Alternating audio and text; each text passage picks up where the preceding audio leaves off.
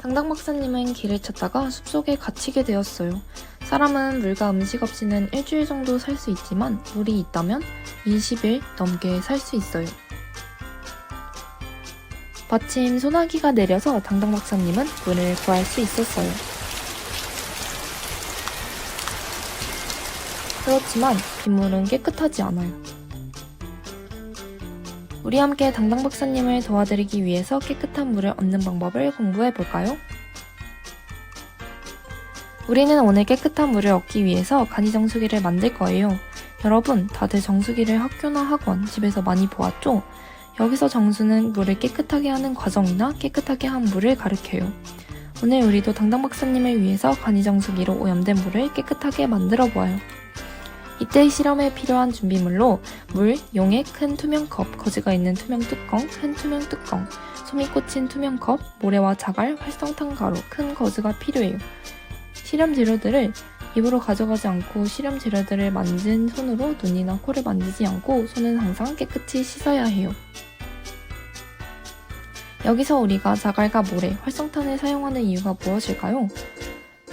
땅 위의 물은 땅 밑으로 흘러들어가면서 여러 종류의 흙, 모래, 자갈들을 거치게 돼요.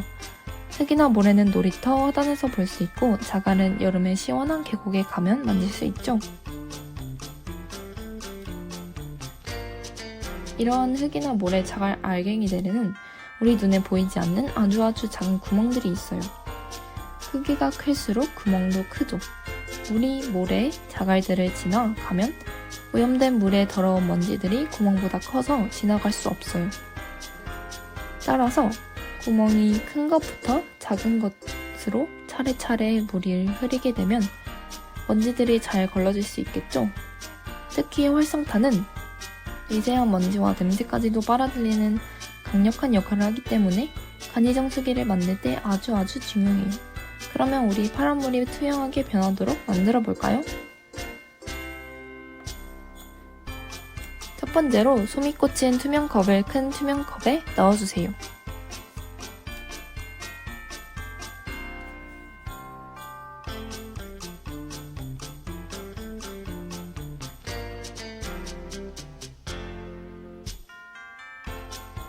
두 번째로 활성탄 가루가 든 봉지를 조심히 열어서 솜이 꽂힌 투명컵에 넣어주세요.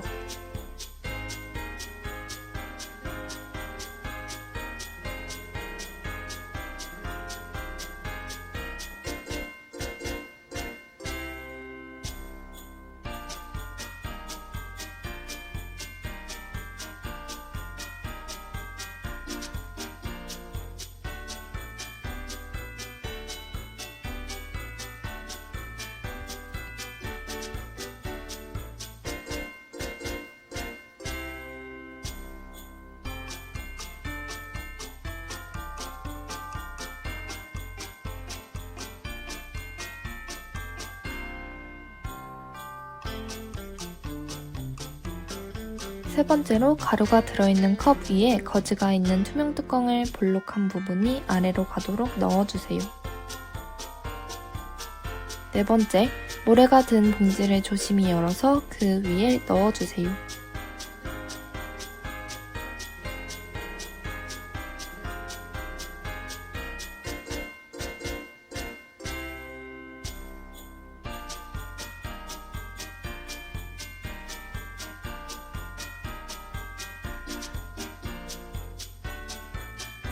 다섯 번째로 그 위에 큰 거즈를 놓고 큰 투명 뚜껑을 닫아주세요.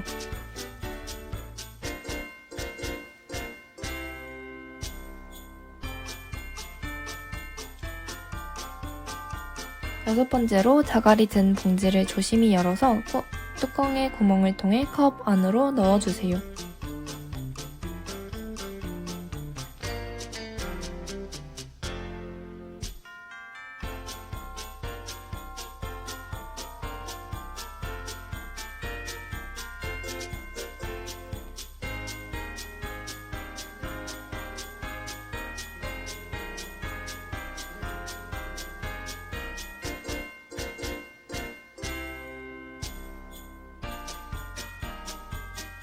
일곱 번째로 물이 담겨있는 통의 뚜껑을 열고 파란 용액을 물에 넣어주세요.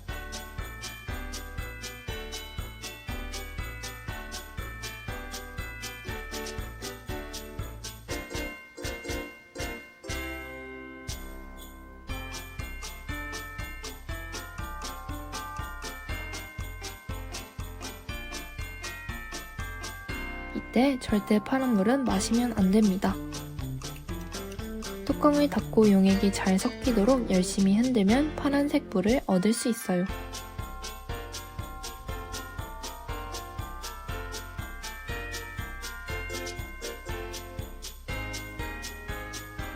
컵의 구멍을 통해 파란 물을 자갈 위로 천천히 부어주세요.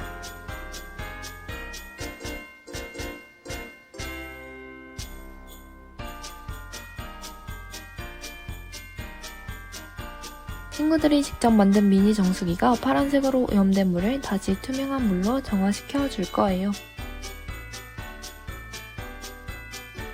조금 기다리면 컵에 투명한 물이 모이는 것을 확인할 수 있어요.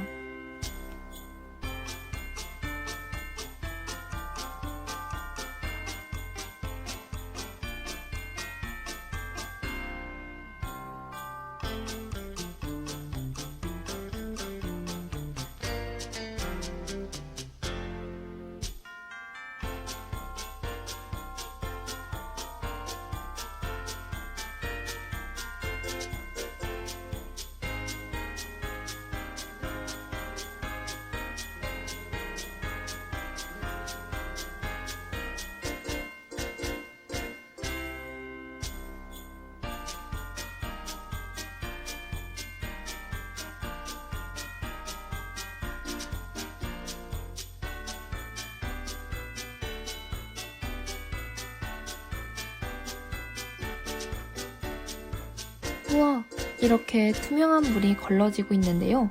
그렇지만 실제 정수기는 혹시 남아있을 세균이나 먼지를 거르기 위해서 더 많은 과정을 거치기 때문에 우리 실험에서 얻은 물은 절대로 먹으면 안 돼요.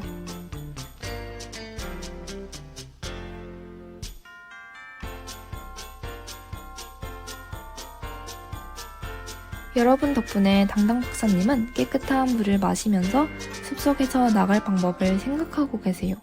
당당 박사님, 화이팅!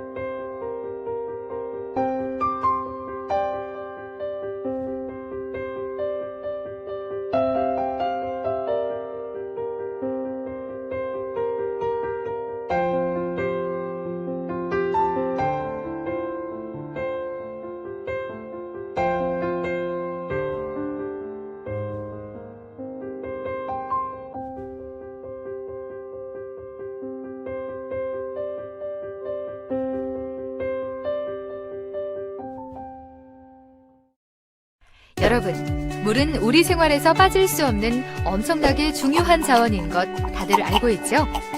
그런데 이렇게 중요한 물은 어떻게 우리 집까지 오게 되는 걸까요?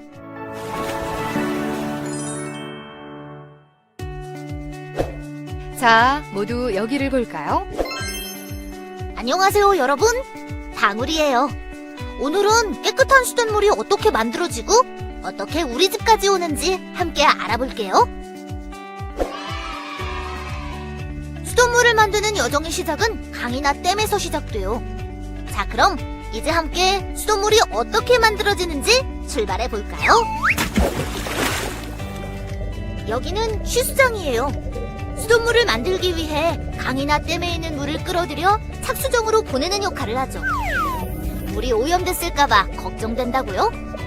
하지만 걱정할 필요 없다는 사실! 정수 처리 과정을 거쳐서 깨끗해지니까요. 취수장에서 보낸 물은 착수정에 도착해 물의 흐름을 안정시키고 양을 조절하여 혼화지로 보내게 돼요. 물의 양을 조절하는 이유는 바로 혼화지에서 응집제를 넣어주기 위해서인데요. 물을 깨끗하게 만들기 위해 이 응집제가 물속의 작은 이물질들을 자석처럼 끌어당기거든요. 이물질들, 일로 와.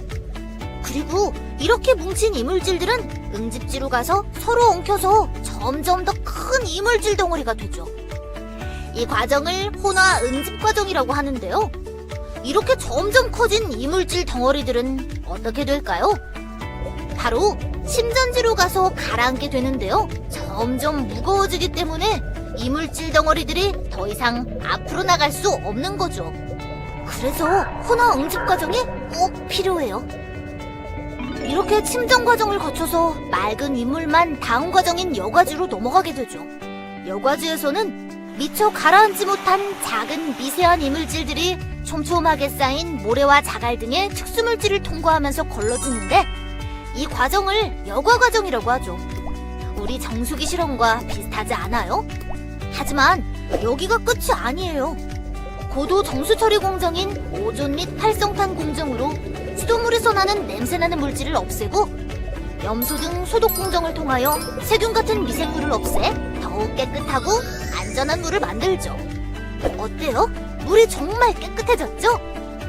이렇게 깨끗해진 물은 정수된 물을 보관하는 정수지와 배수지를 거친 후 수도관을 통해 우리들에게 오는 거예요. 어때요, 여러분? 이제 물이 어떻게 우리에게 오는지 알겠죠? 이렇게 수많은 과정을 거쳐 우리에게 오는 깨끗하고 안전한 수돗물 소중하게 쓰고 많이 사랑해주세요. 그럼 안녕! 여러분, 이렇게 소중하고 깨끗한 물은 300가지 항목의 수질 검사를 통해 우리가 더 안전하게 사용하고 마실 수 있다고 해요. 거기에 미네랄도 듬뿍, 값도 저렴한 아주 건강한 물인 거죠. 어때요? 수돗물 이제 안심하고 사용할 수 있겠죠?